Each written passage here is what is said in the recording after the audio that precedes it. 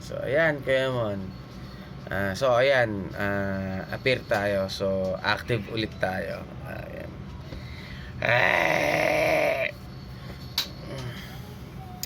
Naniniwala daw ba ako sa Bible study? Depende kasi. Depende kasi sa pastor kung sino yung mahawak sa'yo eh.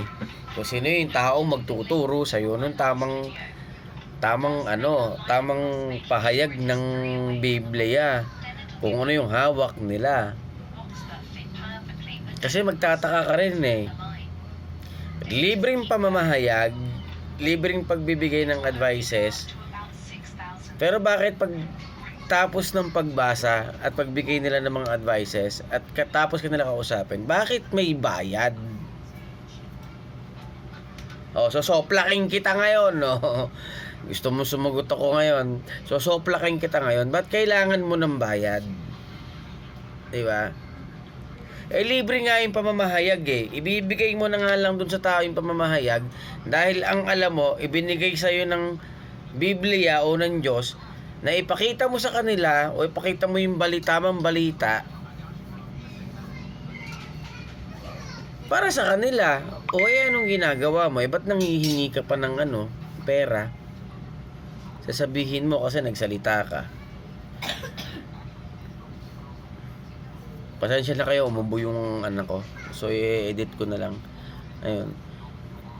Ito yung nakakagunggong talaga sa akin eh, na bakit kailangan mo mamahayag ng tamang balita sa mga tao tapos bakit bigla ka maniningil ng pera?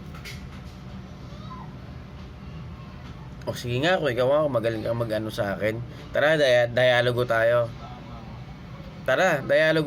Bakit kailangan mo maningil ng pera?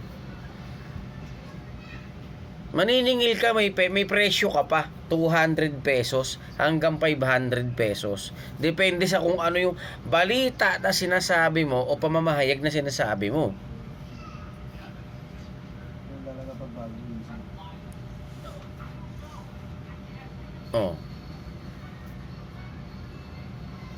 Ba't kailan mo manghingi ng pera? Ayun nga, kasi diba nga lang yun, pamamalita mo nga lang yun eh. Parang ibibigay mo lang sa kanila kung ano yung gusto sabihin sa'yo ng Biblia eh. Ipapaaral mo lang sa kanila. Bakit kailangan mong maningil? 200 para lang doon sa sinasabi mo. Gago ka ba? Apir tayo?